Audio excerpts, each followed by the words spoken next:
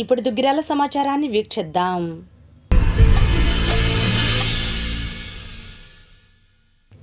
Duggirala రైలుపేటలోని శుభమహేశ్వరి cold storage పసుపు అగ్ని బాధితులకు నష్టపరిహారం చెల్లించాలని కోరుతూ గురువారం రైతు సంఘాల ఆధ్వర్యంలో రైతులతో కలిసి బంద్ నిర్వహించారు. తొలుత తహసీల్దార్ కార్యాలయం నుంచి కాలినడకన శివాలయం సెంటర్, జెండా చెట్టు, బ్రాహ్మణ వీధి, యాదవ బజార్ మీదుగా మార్కెట్ యార్డుకు చేరుకున్నారు. గ్రామంలోని పాఠశాలలు, దుకాణాలు మూసివేయించారు.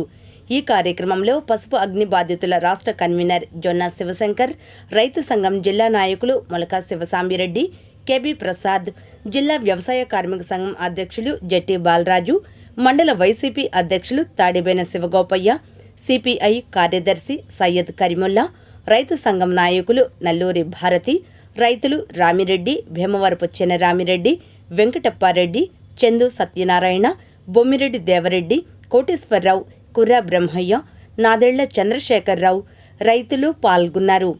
ఈ సందర్భంగా వారు మాట్లాడారు. మనం 2 సంవత్సరాల 4 నెలల నుండి అనేక ఆందోళన పోరాటాలు చేశాం. ఒక 200 సార్లు అధికారులను కానీ, మంత్రుల్ని కానీ, అదేవిధంగా ప్రభుత్వ ప్రధాన కార్యదర్శిని కూడా కలిసి మనం రిప్రజెంట్ చేశాం. ఈ క్రమంలో మన ఎంపీ పెంపజాని చంద్రశేఖర్ గారు ఇన్సూరెన్స్ క్లెయిమ్ రావడానికి కృషి చేశారు. వారికి ధన్యవాదాలు. కానీ ఇన్సూరెన్స్ క్లెయిమ్ ఏ రూపంలో వచ్చింది మనం పరిశీలించినట్లయితే, మన దగ్గర కోల్డ్ స్టోరేజ్ యజమాని తీసుకున్న డబ్బుల ప్రకారం ఆయన మన ఇన్సూరెన్స్ కట్ల. అలాగే నెలవారీ రేట్లు పెరుగుదల తరుగుదల ఉంటే దాని అనుసంధానంగా కోల్డ్ స్టోరేజ్ యజమాని ఇన్సూరెన్స్ కట్ల. రైతులు నిలువున ముంచేసే మోసం చేస్తూ 600, 1000, 1500, 2000, 4000 ఆయా రేషియోలో ఆయా పరిస్థితులు బట్టి ఆయన అనుకూలంగా ఇన్సూరెన్స్ కట్టారు. దాని అనుసంధానంగానే క్వింటాకి వెంకటరామయ్య అనే రైతుకి 400 రూపాయలు వచ్చింది ఇన్సూరెన్స్ డబ్బులు. అంటే పరిస్థితి ఎంత దారుణంగా, రైతుల్ని కోల్డ్ స్టోరేజ్ యజమాని ఎంత దగా చేశారో మనకి ఉదంతో స్పష్టంగా కనిపిస్తూ ఉంది. రేటు ప్రకారం మనకు వచ్చే పరిస్థితి లేదని చెప్పేసి మన వ్యవసాయ మంత్రి గారిని అపాయింట్మెంట్ తీసుకొని కలిశాం. ఆయన సమక్షంలో ఆ రోజు రేటు 12,400 ఉంది. తగలబడిపోయే నాటికి 11,400 ఉంది.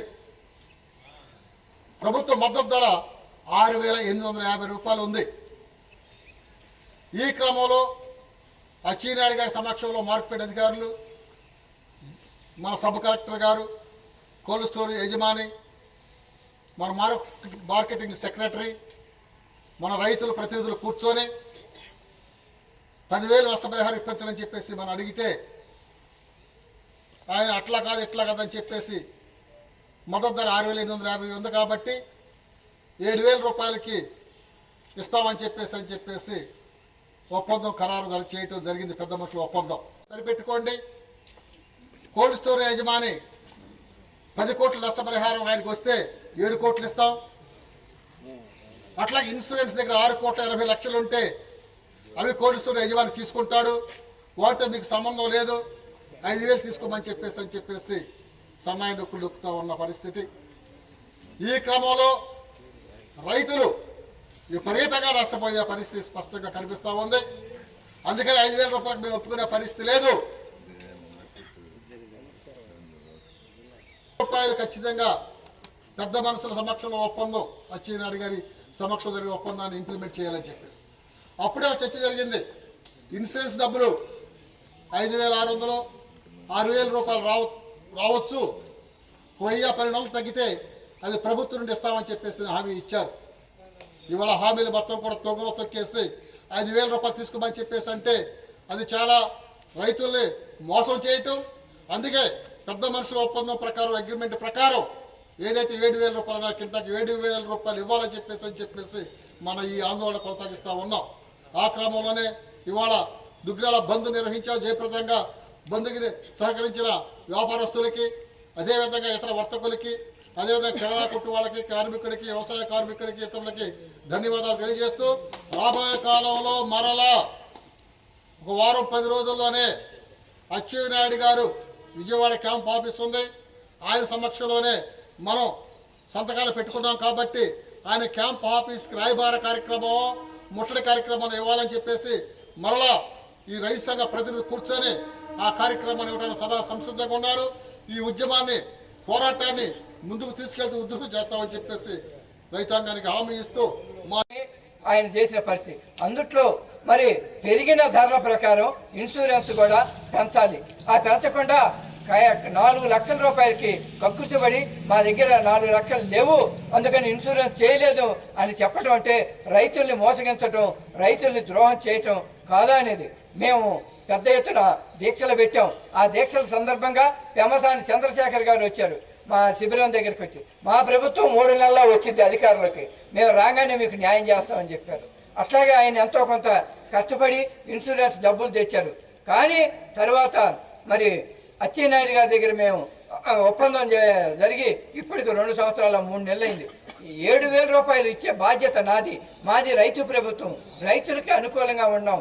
మేము రైతులకి న్యాయం చేసిన తర్వాతే వ్యాపారస్తులకి ఇస్తామని చెప్పారు మంత్రి గారు. మరి ఆ మంత్రి గారి సమక్షంలోనే అందరూ మార్కెట్ అధికారులు కానీ, మరి అట్లాగే సబ్ కలెక్టర్ గారు కానీ, కలెక్టర్ గారు కానీ అందరూ అధికారులు కూడా సమక్షంలో సంతకాలు పెట్టిన కోల్డ్ స్టోరేజ్ యజమాని ఇవాళ తూచి నేను ఇవ్వటం సాధ్యం కాదు అని చెప్పటం అంటే ఇంతకంటే అన్యాయం మరొకట్లేదు. గుడివాడ, గుంటూరు, విజయవాడ, మంగళగిరి, తెనాల నుంచి 5 అగ్నిమాపక యంత్రాలు వచ్చినాయి. ఒక్క యంత్రాన్నైనా లోనకి ఎందుకు వెళ్ళలేదు.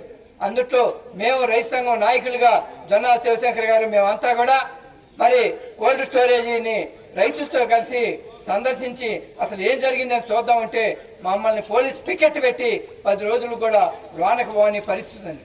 అంటే ఆయన అగ్ని ప్రమాదం జరిగితే మరి ఇటువంటి పరిస్థితి ఎందుకు వచ్చింది? మరి ఈ పరిస్థితికి కారణం కూడా అధికారులు కూడా కారణం ఉంది.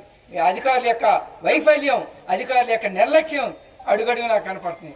మరి రెవెన్యూ కానీ, మరి అట్లాగే మార్కెట్ యార్డు కానీ, పోలీసు కానీ, అగ్నిమాపక కానీ, ఇన్సూరెన్స్ కానీ ఇన్ని రకాల ప్రభుత్వ అధికారులు ఆయన కనుసన్నల్లో ఉన్నాడా, ఆయన వేసిన బిస్కెట్లకి లొంగిపోయారా అనేది అర్థం కాని పరిస్థితి. నిజంగా రైతులకు పక్షపాతంగా ఉంటే మరి ఇటువంటి దుర్మార్గం, ఇటువంటి అన్యాయం ఎక్కడా జరగలేదు. ఏంటంటే మేము ఎమ్మెల్సీ లక్ష్మణరావు గారు, అప్పుడు ఉన్న లక్ష్మణరావు గారితో ఆంధ్రప్రదేశ్ రైతు సంఘం రాష్ట్ర అధ్యక్షులు కృష్ణయ్య గారు, ప్రభాకర్ రెడ్డి గారు, శివశంకర్ గారు మేమంతా కూడా మరి ఒక ప్రతినిధి బృందంగా అప్పటి ప్రభుత్వ ప్రధాన కార్యదర్శి గారి దగ్గరికి వెళ్ళాం. ఆయన చెప్పంగానే ఏమన్నాడు, ఇది పసుపు తగలబడిందా, ఏదో ప్రపంచం ఇంతగా ఉంది, ఎక్కడా ఏం లేదు, ఏదో పత్తి తగలబడితే విన్నాం, అట్లాగే లేకపోతే మిర్చి తగలబడితే విన్నాం, కానీ పసుపు తగలబడిన చరిత్ర భారతదేశంలో కానీ ప్రపంచంలో కానీ ఎక్కడా లేదు అని ఆయన చెప్పాడు. మరి వాస్తవంగా కానీ ఇవన్నీ చూసేటది నిజంగా అది కనపడుతుంది. మేము చూసినప్పుడు ఆ తర్వాత మేము పరిశీలిస్తే మరి నిజంగా 1,04,000 బస్తాలు బూడిదైతే ఎంత బూడిద ఉండాలి, కానీ అంతా కూడా బెత్తెడు కూడా బూడిద కూడా కనపడాల. ఆంధ్రప్రదేశ్ పసుపు రైతు సంఘం జిల్లా రాష్ట్ర కమిటీల తరఫున అభినందనలు తెలియజేస్తున్నాం. ఎందుకంటే గత 2 సంవత్సరాల 4 నెలల నుంచి కూడా మనం మన ఆవేదనని గత ప్రభుత్వానికి, ఈ ప్రభుత్వానికి కూడా తెలియజేసుకున్నాం. మనం ఏదో ఉచితంగా ఇవ్వమట్లా, నష్టపోయాం. 10 సంవత్సరాల నుంచి ధర వస్తుంది, ఆ మంచి ధర వస్తే మరి పిల్లల పెళ్లిళ్ళు చేసుకోవచ్చు, ఏదన్నా చిన్న ఇల్లు కట్టుకోవచ్చు, ఆరోగ్య సమస్యలు ఉంటే పరిష్కరించుకోవచ్చు అనే రకరకాల ఆశలతో మరి 10 సంవత్సరాల నుంచి కూడా వడ్డీలు, అద్దెలు కట్టుకుంటా, ఇన్సూరెన్స్ కట్టుకుంటా వస్తున్న రైతుల ఆశల్ని కోల్డ్ స్టోరేజ్ యజమాని అగ్గి పెట్టి వడియాసలు చేసిన పరిస్థితి మనం గమనిస్తున్నాం. మనం చెప్పాం ఆ రోజు, ఇది కోల్డ్ స్టోరేజ్ యజమాని కుట్రతో, స్వార్థపూరితో తన సరుకంతా కూడా అమ్ముకొని రైతులకి మొండి చేయి చూపించడానికి, రైతుల్ని నష్టపరచడానికి ఈ విధమైన పరిస్థితి కల్పించాడు అని చెప్పాం. అబ్బే ఆయన మంచివాడు, బాగా వేసి వదులుతాడు, మరి పసుపుకి బరువు వచ్చింది, తూకం పెరుగుతుంది అని రకరకాల భ్రమలతో ఉన్నారు. రైతాంగం తాము పండించినటువంటి పంటల్ని నిలవబెట్టుకోవడానికి అవకాశం లేదు. ప్రభుత్వ గిడ్డంగుల్లోనే పెట్టుకోవాలా, ప్రైవేట్ గిడ్డంగుల్లోనే పెట్టుకోవాలా? ఒకవేళ ఈ హరిహోం మహేశ్వరి నే ఒక ఆదర్శంగా తీసుకుని మిగతా కోల్డ్ స్టోరేజ్ వాళ్ళు కూడా తగలబెట్టడమో ఇంకోటో నష్టపరిహారం చేస్తే ఏ రైతన్నా ఈయన సిద్ధపడతాడా? ఒకవేళ పంట వేస్తే రైతు ఆ పండించిన పంటను ఎక్కడ పెట్టుకోవాలా? అందుకని భవిష్యత్తును కనుక చూసుకుంటే చాలా ఆందోళనకరమైన అంశం అనమాట. అందుకని రాష్ట్ర ప్రభుత్వానికి రాజకీయ పార్టీలుగా విజ్ఞప్తి చేస్తుంది ఏంటంటే ఈ సమస్య ఇంతటితో పోదు. ఇది భవిష్యత్తులో చాలా నష్టం కలిగించుద్ది, చాలా ఇబ్బంది కలిగించుద్ది. రైతాంగం వ్యవసాయం చేయడానికి కూడా ఒక అననుకూలమైన ప్రతికూలమైన ఆందోళనకరమైన పరిస్థితి రాబోతా ఉంది. కాబట్టి రాష్ట్ర ప్రభుత్వం ఈ అంశాన్ని సీరియస్గా తీసుకోవాలా. రాష్ట్ర ప్రభుత్వం దృష్టి సారించడం కోసమే అగ్రపక్షాలు అందరం కలిసి ఈ బంధుకు పిలిపివ్వటం జరిగింది. బంధు ద్వారా ప్రభుత్వానికి ఒక విజ్ఞప్తి, విశాలమైనటువంటి ప్రజలు ఈ పసుపు రైతులు ఇక్కడ కోల్డ్ స్టోరేజ్లో పెట్టుకుని తగలబడిన తర్వాత వాళ్ళు అనుభవిస్తున్న ఆవేదన, జరిగిన పరిణామాలు ఇవి రాష్ట్రానికి వ్యవసాయానికి చాలా ఆందోళన కలిగించే పరిణామాలన్నీ రాజకీయ పార్టీలన్నీ కూడా ప్రజల యొక్క విశాలమైన ప్రజల మద్దతును కూడగట్టి చెప్పడం జరిగింది. ఇప్పటికైనా ప్రభుత్వం స్పందించండి. ఎందుకంటే వ్యవసాయమే లేకపోతే ఈ ప్రాంతంలో ఒక ప్రత్యేకత ఉంది. ఏమిటా ప్రత్యేకత అంటే ఈ పసుపు ఏదైతే ఉందో ఇక్కడే కోల్డ్ స్టోరేజ్లో పెట్టుకున్న పసుపు రా మెటీరియల్గా ఇక్కడే మనకి టర్మరిక్ మిల్స్ ఉన్నాయి.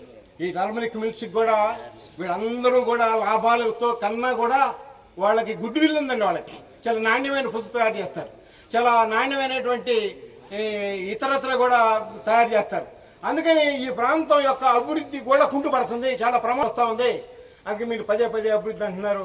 అభివృద్ధి కోసం కొత్త ఏం చేయాలంటున్నారు. ఉండ అభివృద్ధి కుంటుబడి వెనకబడేటువంటి ప్రమాదకరం ఈ ప్రాంతానికి వచ్చింది. చేసి వసూలు చేస్తారు రైతుల్ని. మొక్కజొన్న రైతులు కానివ్వండి, పసుపు రైతులు కానివ్వండి, ఎంతో నష్టపోతున్నారు. ఇవాళ సంవత్సర కాలం పండించి శ్రమ చేసినటువంటి రైతుకి ధర లేనప్పుడు వామపక్ష పార్టీలు, రైతు సంఘాలు కానివ్వండి ధర్నాలు చేస్తున్నాం, ఎన్నో ఉద్యమాలు చేసినప్పుడు ప్రభుత్వం అరాకొరగానే స్పందించదేముందులే అనేటువంటి భావంతో ఇవాళ ప్రభుత్వాలు అధికారులు కూడా ఉన్నారు. ముందు రైతులు అన్యాయం జరగబోతుంది. రైతులు దృష్టిలో పెట్టుకోండి. ఏ యాప్ల ధర కొనాలా, అది చాలా నష్టం కాదు. రైతులు కూడా అన్ని పంటలు పండించే రైతులు కూడా నష్టం సిద్ధంగా ఉండాల్సిన పరిస్థితులు దాపరిస్తున్నాయి. వాళ్ళ కన్ను తెరవాలి. కాబట్టి సోదరులారా, రైతుల పక్షాన వామపక్ష పార్టీలు అడుగుతా ఉన్నాయి. అధికార పక్షాలు ఏమవుతున్నాయి, ప్రతిపక్షాలు ఏమవుతున్నాయి? ఓట్ల కోసమా? వాళ్ళు పెట్టేటువంటి ఆంక్షలు కానివ్వండి, ఏదైనా కూడా రైతుల్ని మోసం చేస్తూ ఉంటే అధికారులు కానివ్వండి ఎవరో స్పందించట్లే. అధికార పార్టీ మన ఈ ప్రతిపక్ష పార్టీలు కూడా స్పందించకుండా రైతులను మోసం చేస్తున్నారు. వాగ్దానాలు అయితే మాత్రం చేస్తా ఉన్నారు. రైతులే రాజులు, రైతు దేశానికి వెన్నుముక, రైతు లేకపోతే ప్రభుత్వాలు లేవు అని చెప్తున్నారు. కేవలం మాటల వరకే ఈ మభ్యపెట్టి రైతులను మోసం చేస్తున్నారు. రైతు సోదరులారా, ఇప్పటికైనా కళ్ళు తెరవండి. మీరందరూ కలిసికట్టుగా రైతు సంఘాలుగా ఏర్పడి పోరాటాలు చేస్తే తప్ప ఈ మన భారతదేశంలో రైతులు మనుగడ పొందే పరిస్థితి లేదు. కాబట్టి మీరందరూ కూడా ఈ వామపక్ష పార్టీలకి సహకరించి మద్దతు ఇవ్వాల్సిందిగా కోరుతూ